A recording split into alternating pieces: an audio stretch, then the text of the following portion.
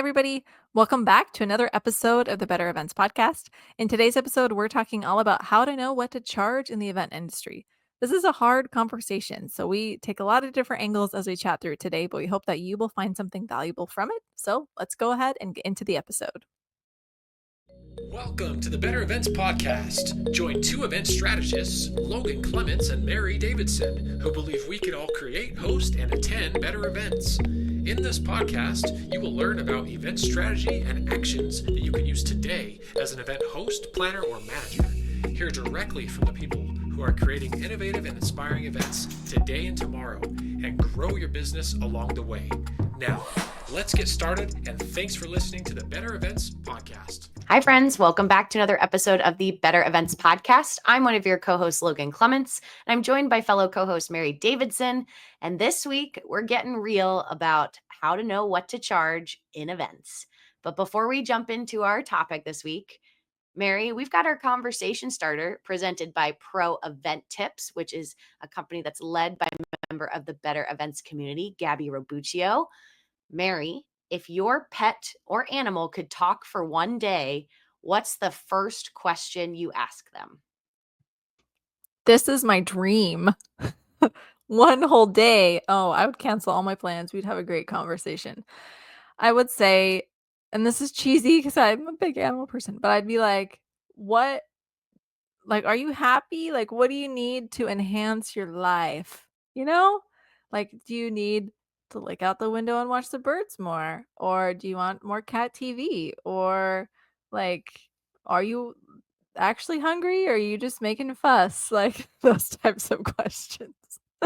Because I'm just guessing at this point. You do like a wellness check is what you're A wellness saying. check. Exactly. I think you're good, but I want to hear it from your mouth. So, yes, that's Oh my exactly gosh. what about you, Logan? What would you ask your pet or any animal if you could talk to them for a day? Yeah. I am not a dog or cat owner. I am very pro dog and pro cat. I love other people's animals, but I do not have any of my own. I feel like the dogs that my parents have, Kona, she's a rescue, and I feel like I would just love to ask her just about her origin story. Where'd you come from? Because I feel like we have but I feel like it wouldn't be a very happy story. So I don't know. I'm like, sometimes it's probably better left unsaid. When you first said this, though, the dog I've been hanging out the most is, I call her my niece. It's my friend's dog. The dog's name is Cecilia, and she's very adorable, and she's a Cavapoo. And so she's just super cute. And they got her when she was like 8 weeks. So she's just been a little puppy. And I always joke she's never met an enemy. Like, everyone loves her because she's just adorable. And so I feel like I would just be like, how does it feel to be you? Because she truly, like, anything she sees, big dogs, small dogs, humans, anybody, she thinks they should love her and want to pet her. And I'm just like, to be that person that you've never met someone that doesn't like you. This is taking it too far, but I had this cassette tape growing up it was like Broadway Kids. And I don't actually know what show this is from, but it's called like If You Could Talk to the Animals. And I have that song that actually runs through my head more often in my adult life than I would prefer. Mom, if you're listening to this, you know exactly what I'm talking about. And I just think it would be the coolest thing in the world. So what a fun question. Thank you, Gabby. We can get into our topic for today. We are talking about how to know what to charge in the event industry. And we chose this topic because it's inspired by a listener question about that. And we also get this asked to us, I would say, fairly often, unofficially or officially. It's a big golden question that a lot of us have. And I would say Logan and I still often maybe have this question ourselves, depending on the circumstance. And so we're going to unpack that a little bit more today. It's definitely a tough conversation. But for one, it's about the money. And then two, there really isn't a blueprint for exactly what to charge. And that is what makes it challenging. So Logan, how do you feel about what we're going to do like a little check-in about what you're currently charging clients for your services? How do you feel? I think overall, I feel pretty good. This is, yes, a loaded question. I think anytime we have to talk about money on the podcast, it can feel weighted. So I also want to caveat that Mary and I are coming at it with our own privilege of our own financial situations we're in. But currently, I feel pretty good. I think every year in the last few years, I think I've gotten better at honing in on what to charge and more feeling confident in the amount that I'm charging. And yet there's always an event or two that I went in with a certain expectation, and whether it was more work and I'm not getting more money for it, or it was something like that where all of a sudden I'm not necessarily feeling so great. And I would say I'm kind of in that place. I've a majority I feel really good about. And then I always have kind of a troublesome client or two that expectations and reality didn't necessarily align. So, Mary, how about you? How do you check in on how you're charging clients right now? I already have anxiety about this. I'm like, I don't even know how to answer this. I I feel okay. I feel, to your point, like proud and happy of how things have progressed over time. Kind of getting a better understanding of what I feel the value is that I'm charging for, and like being able to get behind and advocate for that. Definitely learning. But then also I am in this battle right now of, you raised your prices more, you could potentially do less events, but ones that are meeting your revenue goals a little bit more. But that's a different client base. So then that then opens up the question on like, well, what is our ideal client? Who do we want to serve? And does that actually fit with that? And also that's kind of hard to accomplish in reality. So that is where I'm coming from right now. A little bit of a place of confusion, I would say, actually, which probably resonates with many of you listening. So I don't think I'm alone in that. Yeah, it's again, I mean, similar to last week's episode talking about tipping. This is something that like it's not set in stone. There is not a blueprint, and that's both stressful and exciting because you really then can charge whatever you want, but then you can charge whatever you want, and so then that just makes it difficult. And the fact that then we're all out there charging whatever we want just makes it not feel very organized. So Mary, first, how do you decide what to charge a client? Yeah, so we've talked about this breakdown in some other episodes, but we at EP Events do like flat rate pricing is very uncommon for us to do hourly. There are some situations in which we will. It just has to be unique. Um, and so it's the question really is like, how do we decide what that flat rate is going to be when we're working with a client? And that at the end of the day comes down to hours. Like, how long are these tasks going to take? And ironically, I know I said we don't charge hourly, but as I'm figuring out that flat rate, it has to do with my team's time and how much time it's going to take to create that floor plan, and like adding all that up and making sure that it makes sense from a full service like package type of situation.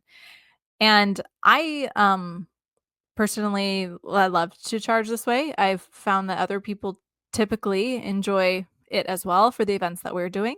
We do a lot of nonprofit events, and so um I've gotten feedback that it's nice for them to know, like, this is what it is. For this scope of services, this is the cost, no matter what. And then that then falls to us. If there's something beyond our scope, that's when we have to go to them and say, hey, this is not in our scope. If you want us to do this, here's the cost. But generally, most times, like the expectation is clear on both sides. We haven't, knock on wood, ran into any situations where people are really like confused about that. And so I think people appreciate that flat rate. But so that was a very lengthy answer to, we just look at the hours. So there you go. Logan, what about you? Yeah, I mean, I think for me, I've always tracked my time ever since I went out on my own. And I'd challenge you, Mary, to think about if you have some numbers you're willing to share with people once I'm done, because I feel like that I've always done it based on hours internally, similar to you, Mary. But often with some clients, it's nicer to do a flat rate or an up to X hours. Nowadays, I also have some clients, some of my production clients that would rather me do it in days. So it's not necessarily full, I'm working, 9 to 6. It's more just that's how, multiply that times 10. So they want to hire me for 20 days. That's really 200 hours. Um, and the interesting part for me has been, what do I charge? Is I always joke, if I can take younger Logan aside, right now we're doing this in 2025. And I will say 2019 Logan had just moved from China. And in China, the standard of living is a lot lower. I could do a lot more with a lot less. I was probably making a fifth of what I'm currently making 6 years later, which is pretty exciting. But I remember my first US based gig, I think they were willing to pay me like $150 a day to do an event. And I remember being pretty excited about that. I was like, okay. And they wanted me for like 10 days. I was like, wow, that's a good chunk of money, 10 times 150. I had another later in that same year, I remember I had another event company hire me and they said, okay, we're going to pay you $35 an hour. I'm like, wow, okay. I was 150 a day. Now I'm getting $35 an hour. This is great. And I think the thing that has helped me now that I charge more than that, I'm closer to the $100 an hour for some of my corporate clients, but I do get to see the budgets for how they bill out for me. And that has been a good gauge for me to know that I need to charge more and continue to charge more the more experience I have. Because I feel like the listener that wrote us into us is that person that's just looking at a page, just going, I don't know what to charge. And they're Googling it and they're seeing event planners can make anywhere from $200 to $20,000. And you're like, where do I fall in that large spread? And so that to me has been something that's been interesting for me to see. And I came from an agency, so I knew how much we were billing clients from the start, but my experience was again in China. So I knew what to charge in China.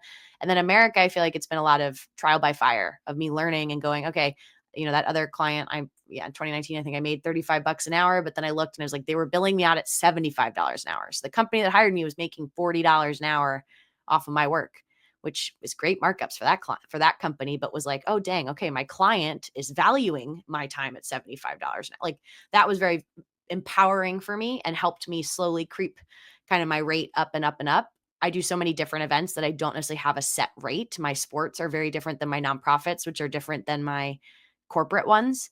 And so that's what makes it pretty tough to give you a straight answer, listener, of exactly what to charge. But just know over 6 years, I've evolved from $25, $35 an hour to now some of my higher end clients, charging $100 an hour. Yeah, ours ranges a lot, and I would say it's hard because I'm considering not just my time, but others as well, and so I think the different perspectives are helpful, but, like, I, got help creating I did not create this on my own, a spreadsheet that I call, like, a pricing calculator, and I've started to go in and, like, there's just certain cells I'm supposed to change, not all of them, and it's, like, the rate hourly for each person, and then, those services and how many hours they're gonna take, and anyway, this has been, like, super helpful, but something that I've noticed from talking to others is just, like, asking myself the question, if you are working with a team, do you charge different rates based on who's doing the work?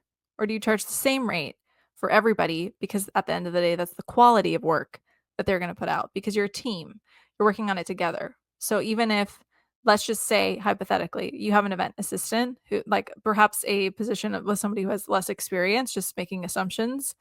Um, the quality of work that they're still putting out, if they're on a team, is probably still a higher rate. And so that was like really mind opening to me, and it still is. I'm still considering what that means for me.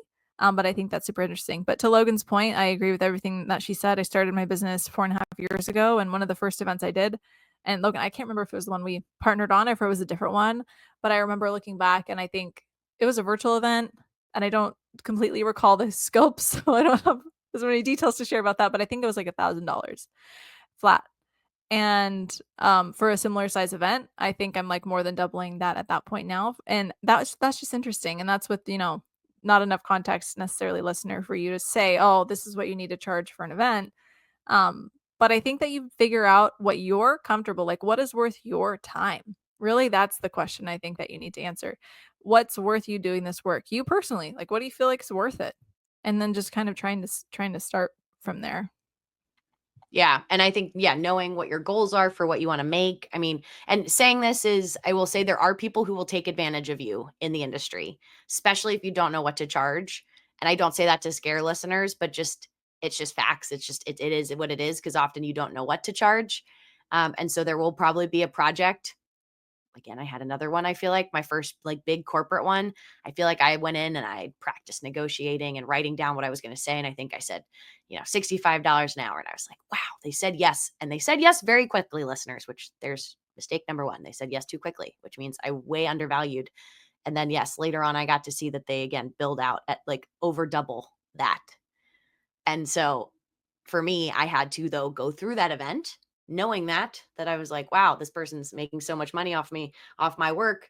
But also then I was like, all right, now I'm validated that again, I worked with people that didn't know what I was making. So they saw the external rate.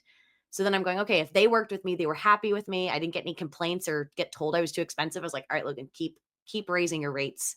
But I think to the next question, this was also from that same listener was asking, Mary, are there standard rates for major cities? I know my answer to this. Well, because I'm wondering, I'm like, I don't know. Is that does that mean no? I don't know. What are you gonna say? I don't know. I don't think there is. I mean, Okay. I think if you are, again, every role is different. I mean, with me for production, my rates are the same no matter if you're taking me to a big city or a small town or wherever you're taking me. And those are, I feel like, pretty not standard, but there's like a range that just is normal.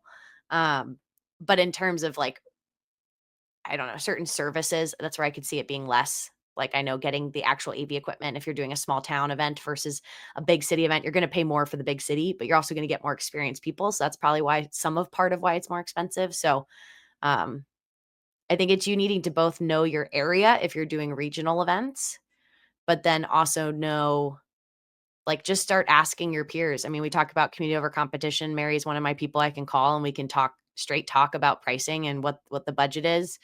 Um, and there's a couple other people I count in that category that I can call and just be like, I don't know what to charge, and that's okay. And you can kind of work through it and talk through it with someone else who knows it from your side. And if you're someone who's like, Logan, I don't have anyone I can call and do that to, like start building your network of people who do what you do, because we've all been there and we're all continuing to grow. And there's probably listeners to this podcast that are telling me, well, would say, Logan, you're undercharging when I said $100 an hour. Like there's such a sliding scale. So um, I don't think there's standard rates though, which is frustrating.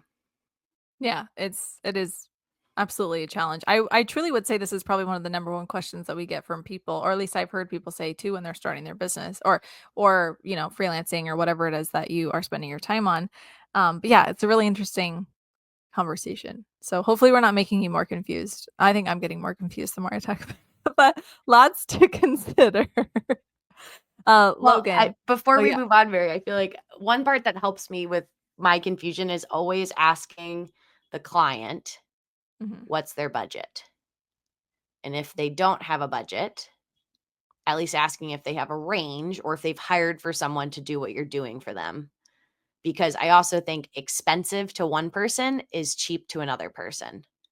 And like, for example, some of my nonprofits, I have some corporate events that I work that I'm going to charge $20,000 for. If I went to any of my nonprofits and said that to them, their heads would fall off. Like they would just be, it's wild. But the level of like what their time ask of me is not the same as the $20,000 client. So that to me is knowing what their budget is and then working within their budget. So to Mary's point about how she tracks hours, I track hours. So if you're like, Logan, I only have $500. It's like, okay, let me do the exercise of what I could do for you for $500. Okay, maybe that's me doing one call with you and you get me for a couple hours on site. And that's what I can do for you. There might be another planner that tells you that includes a month of prepping and then them being on site. And that's just, again, different ways that we structure it and different ways we value our time. Um, I heard someone say recently, Logan, I can't remember if you were there or not, but someone said, like from a client perspective, when you ask their budget, some people are offended by that. I have definitely asked people and they're like, I don't see why that's pertinent information. Like I've had someone exactly tell me that before. And like I get it because when I used to work for a nonprofit and somebody asked me our budget, I'd be like, I'm not going to tell them because they're going to try to max that out. Like of course I'm not going to say that. So it's so hard. I understand both perspectives. But at the end of the day, like if someone is willing to share their budget with you, if anything else, it's just more efficient. It saves more like saves from all the back and forth because in many cases, what that number tells me actually is, oh, we can't do everything you're asking for. So here's what I can do within it. So it's not that I'm going to, it's not that I'm trying to exceed it. It's that I'm like, oh no, that's definitely not probably sufficient. So I'm going to tell you what we can do instead. So once again, it's a more efficient conversation to get us to an actual partnership instead of all this like pretend world that we live in. And I love when people share it because I just feel like it's a better use of my time too. If I go in and like blow somebody out of the water on their budget, I'm like, at least have a conversation with me about it, right? Like, so I could get on my high horse about that. But if you're experiencing something similar, I no, I get you. think that's a very valuable perspective. I just don't want listeners to be scared to ask the question because I Yeah. think my counter, if they're like, well, why do you need to know that? And it's that same thing. That helps give me a range of what we can provide for you. it's fair if they don't want to tell you, then you can say, again, we've talked about on the podcast before, I like to do my low, medium, high. Yeah. But yes, it is like a shot in the dark because and I also would say it's really helpful if you're getting hired by other people in the industry. So, like, if I'm hiring Mary for an event or Mary's hiring me for an event, you know, we work together so much at this point. Sometimes we know we're like, this is what I've got. I want to hire you for this event. This is what I've got. Does that work for you or not? And that's okay too. And that's great. And I will say I've benefited from that from some other event people in the industry where they were like, hey, I want to hire you for this event. This is what I can pay you. How does that sound? And I was sitting there going, I would have quoted half of that because I didn't know any better. So it's been beneficial. Like it, and it's just like you said, Mary, it's a starting point. It allows you to jump off and things. So I just want to make sure listeners don't like undervalue themselves by trying to just assume what the other person has. So I would always ask, but to your point, yes, be ready to have, I mean, money makes everybody slightly uncomfortable. We all have our stories we tell ourselves about money. Like you're going to have some people who are like, thank you for asking. Here's what I've got. But I use the analogy too. I feel like in AV, Mary, like if they won't give you a budget, it makes it so hard Yeah. to do something because that is even like I talk about a $2,000 to $20,000 range. I mean, AV can be $10,000 to like $50 million. I haven't worked on a project that big, but I've done $1 million event, and it's like you're going to get my quality, but what we can do with $2,000 versus $1 million is so different. So and you know everyone's watching all these big fancy events, being like, we want to do that. And you're like, okay, well that probably alone is your budget. Yeah. Yep.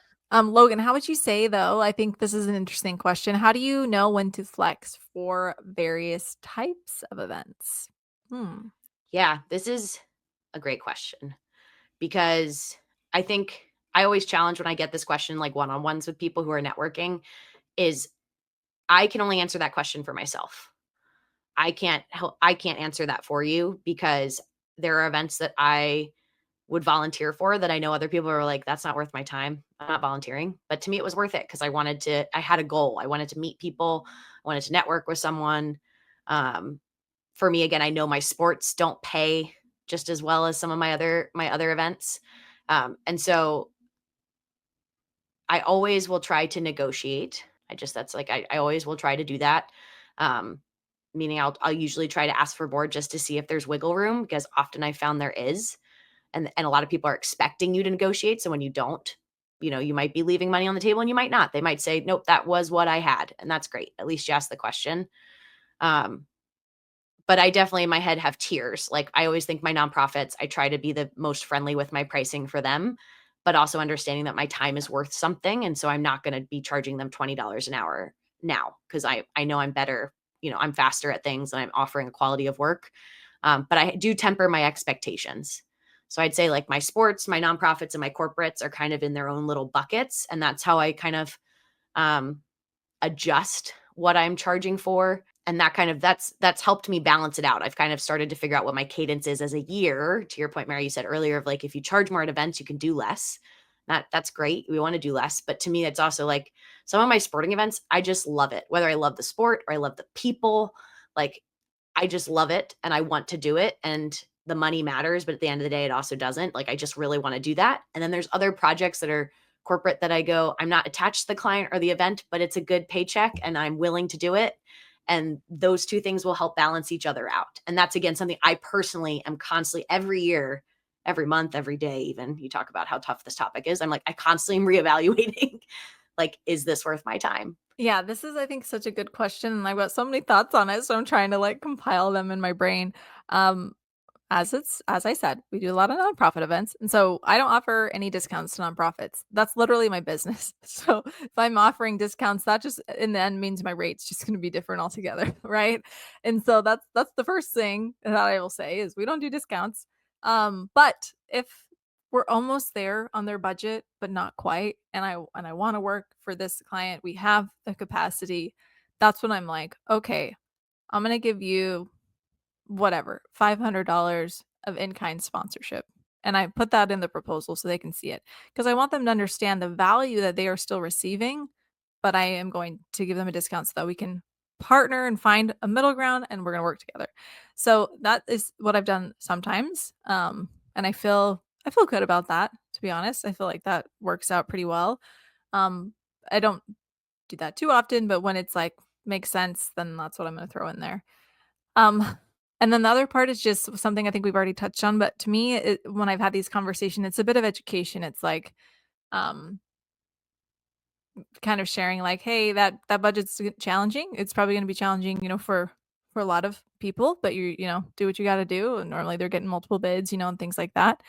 Um, but here is what I can do because we want to work together. And so we already talked about that, but I still feel like that's a flex because you're you might want that really big contract, but that's not what they can pay for. So are you willing to flex and do less but also make less, so it's just something definitely to consider.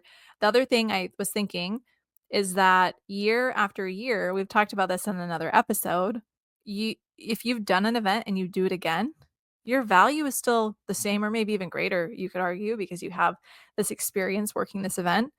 So do you charge less because it's going to take you less time? No, because you should charge for your expertise. And so that's another area where you could consider flexing, though, like, well, we worked together this year, so I'm going to lock in the same pricing for you for the next year because we worked together before. Like, that's something that you may or may not do, but it's that idea of flexing again. So those are the additional thoughts that I had. Yeah, and if you get pushback on some of that for why you're charging the same, I mean, if it took you 100 hours to get that event off the ground and the next year it maybe only takes you 80, you still need to charge for that 100 or that project. That's again why that project rate's a nice method to go, because if they hired someone new, it would take them 100, if not even more time than that. Like, it is a mutually beneficial relationship to continue to work with the same people. So yes, that is a huge one, Mary. I'm glad you mentioned that because I was going to try to sneak that in there at the end. Um, but yes, I think it depends. All I can encourage you listeners is if you're going to be in this industry for a number of years or this is your career that you want, like, keep a record of what you're charging and you can always go back to it. And that's something like I track my time. I'm trying to be better at actually going back and reconciling how much time I worked on an event and not saving it till the end of the year to look and be like, oh, dang, really, really undercharged that event. And I've already locked them in for next year. And it was, so much work and I've already locked them in at last year's rates. But I have had a case where I had a client. My other tip I feel like would be, if it's a brand new client, either have the option to pad your hours, like however you think, okay, I've done a bunch of galas, galas normally take me 50 hours, but it's a new client. I would bump that up to 60 or 70 to give you buffer if you don't know exactly what their workflow is, how often they're going to want to talk to you or check in with you. And I had one client where I think I said up to 100 hours. And I said, I'll bill you based on actuals. And Mary, that's an example where the next year I did technically went down in my total proposed amount. And they did reach out to me and said, oh, this is less than last year's amount, which was very kind of them. And I said, oh, because last year's was based on an estimated, I thought I would need 100 hours. You guys pretty much only took 70. And so I made my proposal with my increased rates, but just for the 70, because that's what I ended up at the end of the day billing them. I did bill based on actuals for that client. And that was, again, mutually beneficial for both of us. So that's one way. Or I was talking with a friend of the pod. She was getting a new client and they wanted to sign on for like 4 events. And that was when I was like, maybe you see if they'll let you sign for 1 with the option to reevaluate your contract or your proposal for the next 3, just because once you know, again, how you work together, you want to give yourself the option versus getting locked into a year deal. Which I know, Mary, you've had some clients that you've taken the leap. So I'd love if you had a takeaway or two for knowing what to charge with some of those larger contracts. Oh my gosh, it's so hard. Because even if it's a large contract, if it's multiple events, those events all take a different amount of time. So at some point you're like, all right, like we're just gonna cap it at this amount and hope that this is good. Now, those who've had more experience doing year after year events, maybe you can speak to that better. But for us, we were just like, okay, average event is this. We're doing 3 of them this year. This is what it's going to be. And the reality is it took way more time than that. So that actually took a little bit of a hit. It was a bummer. And so I disagree with everything you said. Track your time because that is the data that you can use to advocate for yourself in the future, or else it's completely hypothetical. And that's nothing that you can use to advocate for your rates. So, yep, same lesson learned. Yeah. Still learning them. Again, different scales though, different scaled problems. Mary, our last question here. How do you charge for travel days and travel expenses? Yeah, you started touching on this earlier, and I think it's a great question to consider when we're talking about this. Um, Travel days, I'm actually pretty opinionated on this. It depends the industry that you work in. A lot of people will only pay you a half day for your travel, like a half day rate for your travel days. This frustrates me, I'll be completely honest, and I've pushed back on it a lot before because it is still your time. Like it's still I can't go work another event that day because I'm traveling. So it's a day rate. But obviously, I've made compromises in this situation many times. But that's truly how I feel about it, if I'm being honest. Um, so that's kind of a half answer to that question. And then expenses, those just get reimbursed or sent directly back to the client. Although per diem, that ranges. So we actually do some government work. And so those per diems are very specific. They're based on the area. And I do think area driven per diem is applicable because typically I'll charge like $75 a day per diem. But we had that rate when we were in Washington, D.C., and the food was expensive. So it was actually really challenging to stay within that. So I do think consideration of location is helpful when you're considering your travel rates as well. Logan, what about you? You travel all the time. So what are your travel days and expenses like? Yeah, I do laugh. I love my grandparents sometimes listen to this podcast, and my grandma always wants to know, are they paying for your flights? And I love her for it because yes, yes, Nanny, they are often paying for my flights, if not all the time. Nowadays, they're always paying for my flights. But when I first got started, there were a couple flights I ate. Um, yes, travel days, I do half day rate. I hear you and your argument, Mary. I think my counter argument is, yeah, it's your time, but it's also your time that you're able to sleep or watch TV or do other work. You're not necessarily having to be on site and doing exactly what someone is telling you to do. But I've definitely have colleagues who feel strongly that it is a day rate's a day rate. And I know there's some people in this world who charge that, and that's good for them. There's definitely projects they don't get the phone call for just because that can be a deal breaker for some folks. But it's also totally valid because it is truly a day. You can't work another event that day. But yeah, usually I do a half day on the front end, half day on the back end. Different a little bit if I do my international events.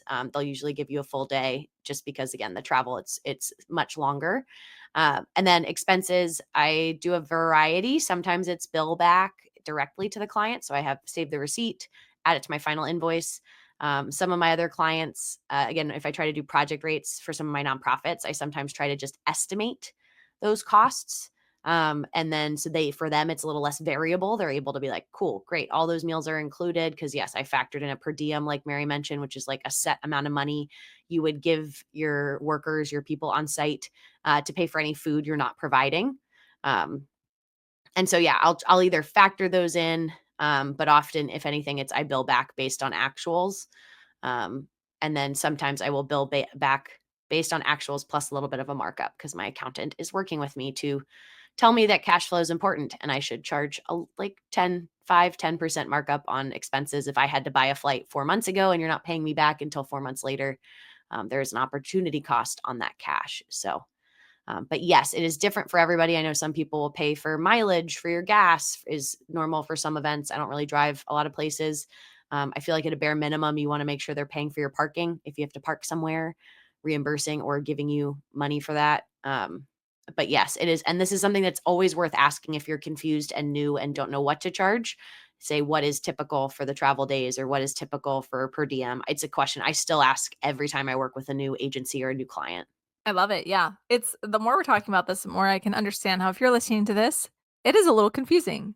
There's a lot to unpack. So maybe this is a re-listen type of episode. I think I'm already going to go re-listen to it. And so baby steps, pick one thing that you can do for your pricing to maybe just like help you figure out the trajectory of how you want to charge, make sure it aligns with what you're looking for and just try that one thing. So, Logan, is there anything else that you'd like to add about knowing what to charge?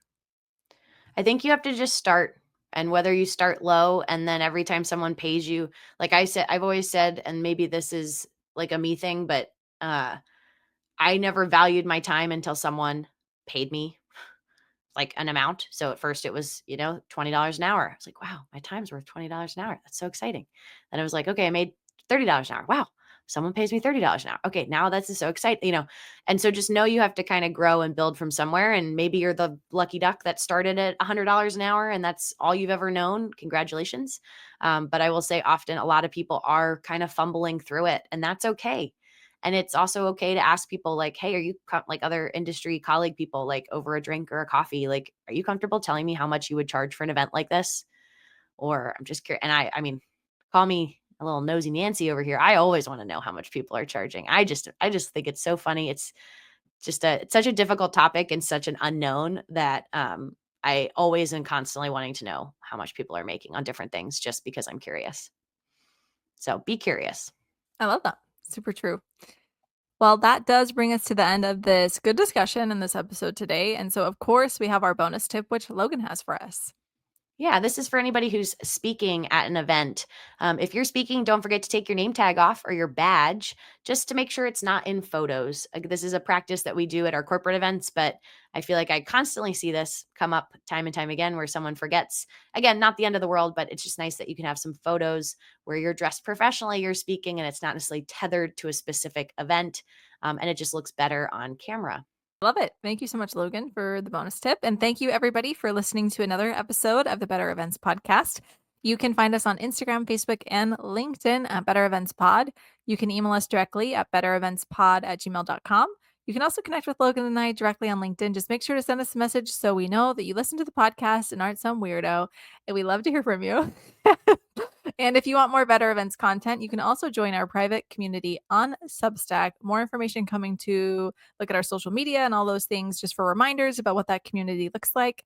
And thank you so much for listening. We will be back in your ears again next Wednesday.